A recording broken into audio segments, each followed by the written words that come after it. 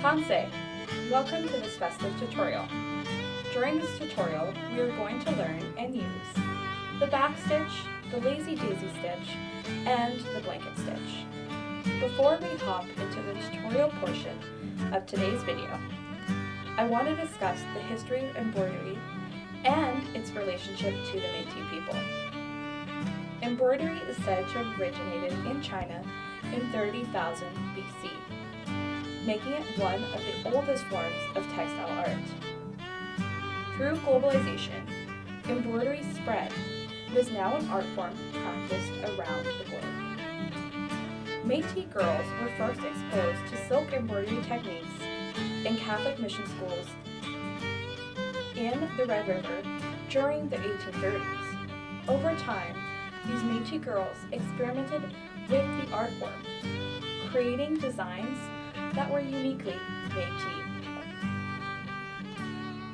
The most recognizable motif in Métis embroidery and beadwork is the 5-petal prairie rose. This style has appeared in Métis artwork for over 200 years. Today, in honor of the tradition of the prairie rose, we will be embroidering an ornament in its shape. Please note, the actual embroidery portion of today's video will not reflect the intricacy, the artistry, or the talent required to create traditional Métis embroidery. Now, let's discuss the supplies needed to complete today's project. If you signed up to receive the December 2025 mail-out from the Otipimswak Métis Government's Youth Team, you should have received most of the items needed to complete this project. If you did not sign up or receive this mail-out, that's okay. You can follow along with us. To complete this project, you will need a pattern, 2 pieces of white felt measuring 3 by 3 inches, 1 piece of red felt measuring 1.5 by 2 inches, 2 different colors of embroidery thread. About an arm's length of each should be enough to complete one ornament.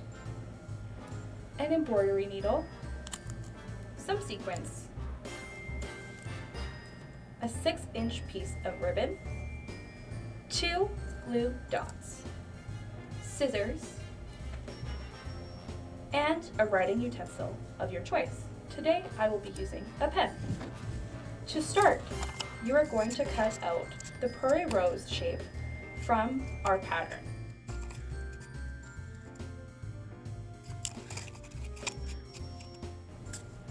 Once you've cut the prairie rose out from the pattern, we will trace its shape out onto 1 piece of your white felt.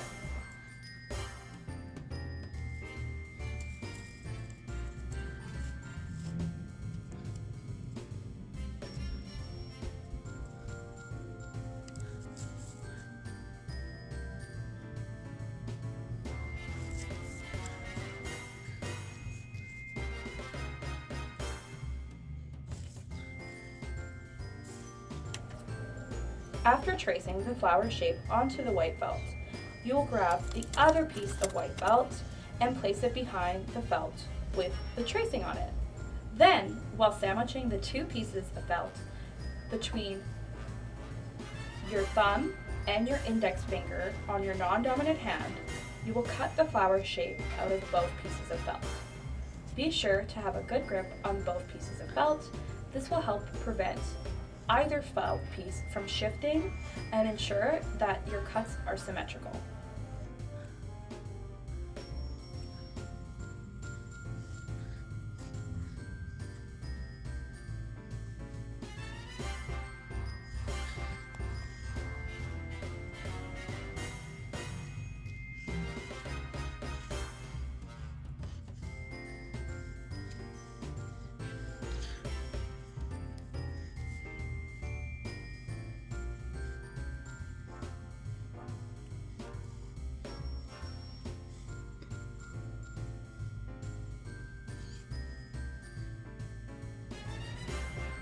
Once you've completed the cutting process, you can set the cut pieces aside. Next, we will take our pattern piece again and we will cut out the red prairie rose in the center.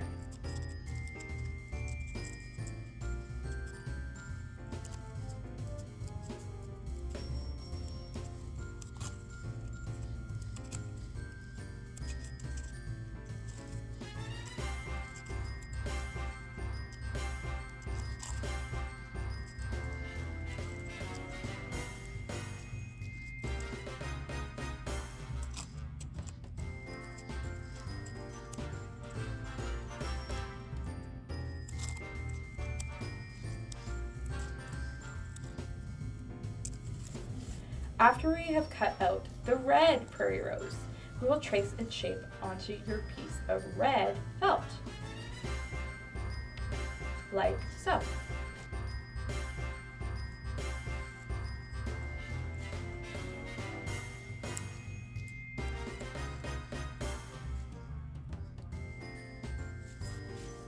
After you finish tracing, you will then cut out the prairie rose shape out of your red felt.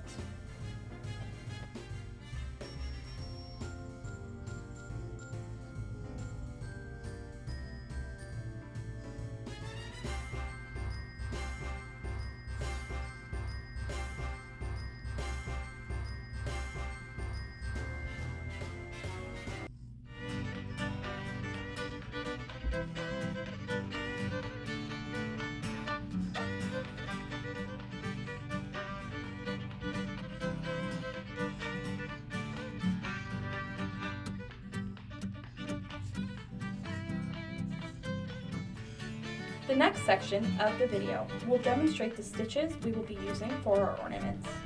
If you already know how to do the back stitch, the lazy daisy stitch, and the blanket stitch, you can skip ahead in the video to where we start embroidering the actual ornament. The first stitch I'm going to demo is the back stitch. This stitch is a variation of the running stitch. If you've hand sewn before, you've likely used the running stitch. To start, we are going to thread our needle and tie a double knot at the end of one of the thread's tails.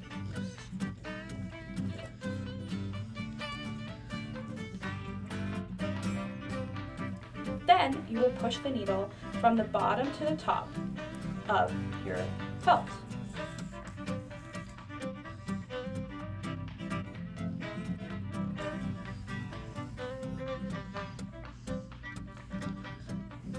Next, you will push your needle and thread back down the felt.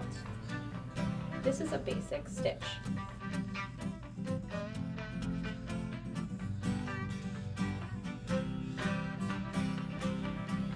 Then you will place your needle back up the felt like so.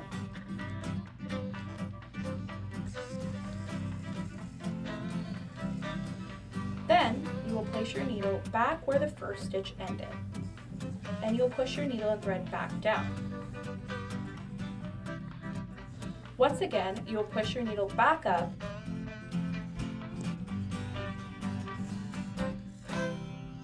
and we'll place it back down where the last stitch ended. You will repeat this process as many times as you need to understand the back stitch.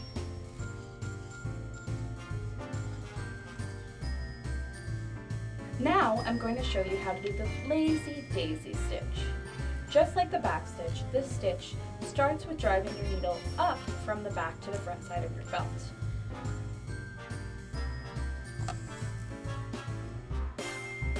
Next, you will place your needle down into the hole where your needle came up from. Instead of pushing your needle and thread all the way back down, you will just push the needle down the felt and push the needle back up perpendicular to the original hole you made. Then, you will pull the needle and the thread. As you do so, you will notice a thread loop forming.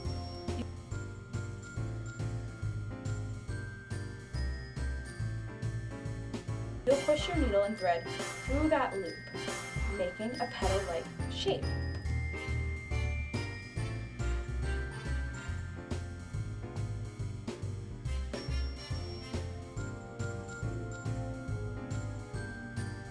To secure this shape, you will push your needle and thread back down near the apex of the petal-like shape. Now you can watch me practice this stitch a couple more times. You will note that how the petal looks will depend on how long you make the needle go. So I encourage you to use the scrap felt you have from cutting the flowers out to experiment.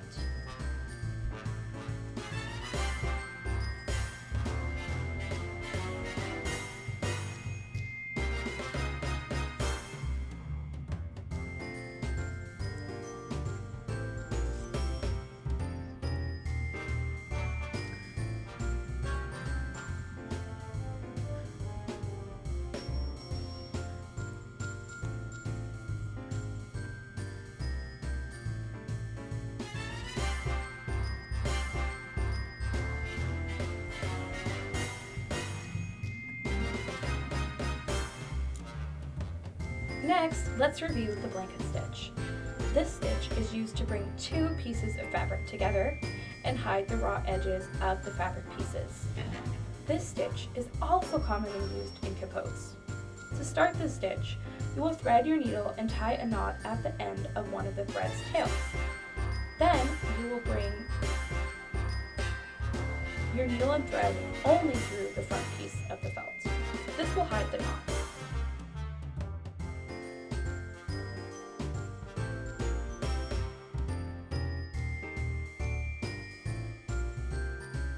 Then you will go from the back of both pieces of the felt and will push through both layers.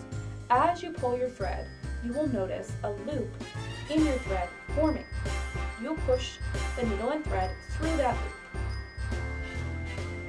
Congratulations, you've done your first blanket stitch. You will repeat this process as many times as you need to cover the raw edges of your fabric.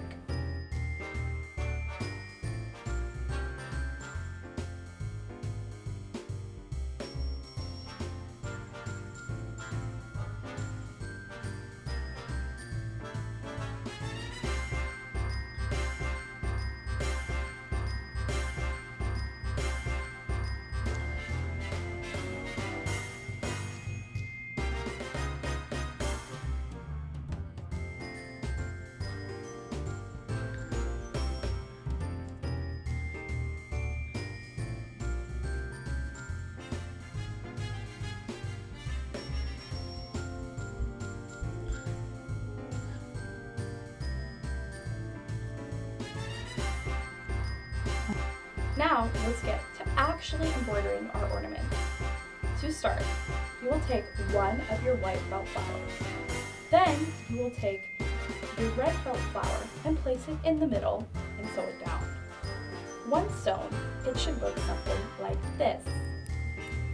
You will then take a piece of sequin and sew it down in the middle of the red flower, like so.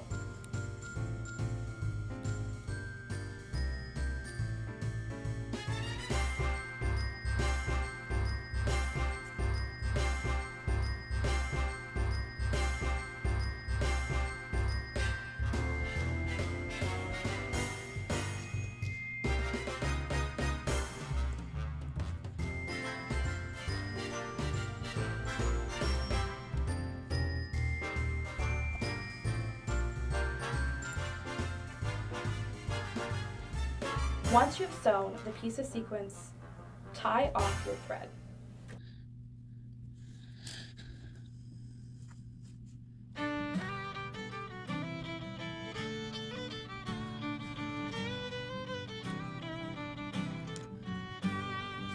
Next, you will reference the pattern and will sketch out where the stems we will stitch will go.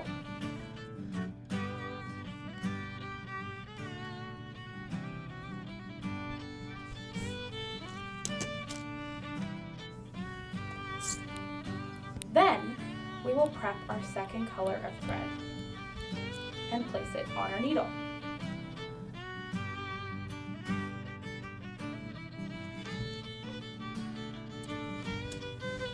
Next, you will choose where to start. Then you will push your needle and thread up the felt like so. Next, you will do the back stitch along the stem line you marked out earlier. Do not stitch all the way to the top. Leave about a 1/4 inch of space between your last stitch and the top of the petal.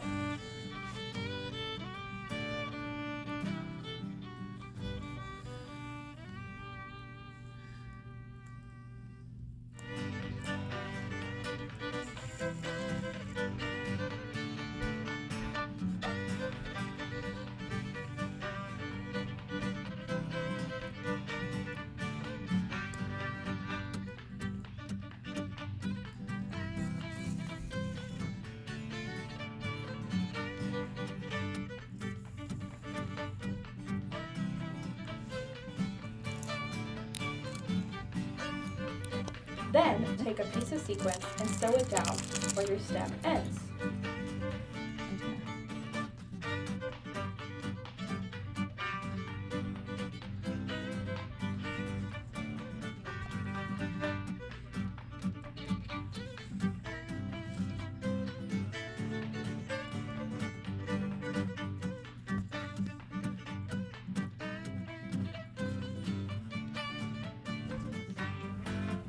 Next, you will do the lazy daisy stitch along the stem to make leaves.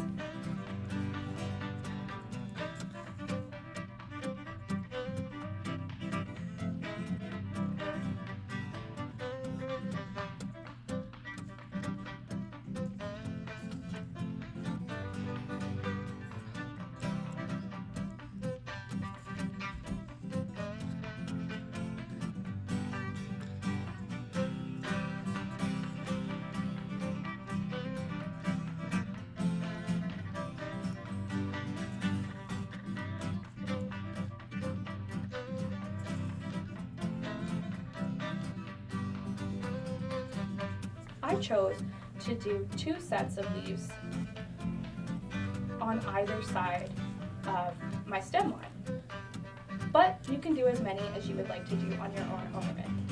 This is art, and you can do what you want.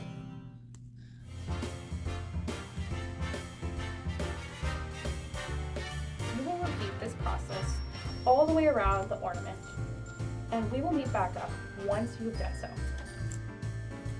Once you've finished embroidering one of your white felt pieces, you will grab your second white felt piece, your ribbon, and your 2 glue dots. You will peel off the backing of one of your glue dots and place it sticky side down on the non-embroidered felt near one of the petals. You will then rub the glue dot through the film. It helps the glue dot stick to the felt. Then you'll peel off the film on the glue dot. Next, you will pick up the ribbon and fold it in half. You will then place one side of the ribbon on the glue dot, like this. Be sure to press the ribbon down onto the glue dot and to rub it. This makes sure that the glue will adhere to the ribbon. Next, you will take the second glue dot and place it on top of the ribbon, like this.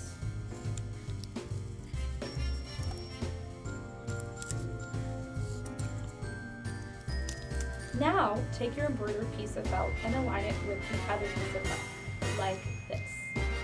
Push it down onto the glue dot we just added.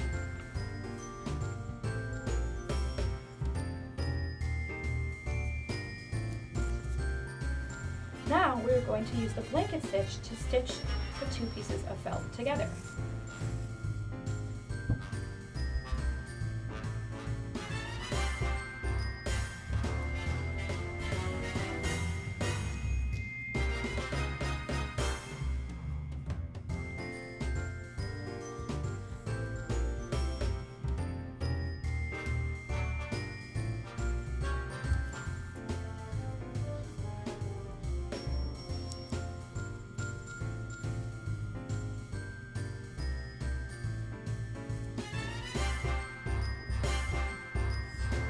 Congratulations, you've completed this project. The Youth Department and I want to wish you a Merry Christmas and a Happy Holidays. We want to thank all the youth who attended our events in 2025. We look forward to seeing both familiar and new faces in 2026. Ex Amaga, that's all for now.